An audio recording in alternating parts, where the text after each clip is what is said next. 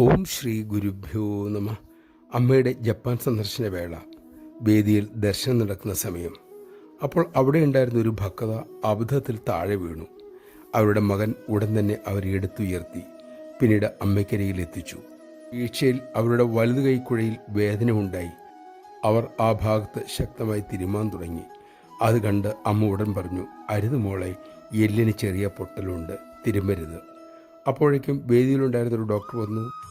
പ്രഥമ പരിചരണത്തിന് ശേഷം അവരെ ആശുപത്രിയിൽ എത്തിച്ചു. എക്സ്റേ എടുത്തു.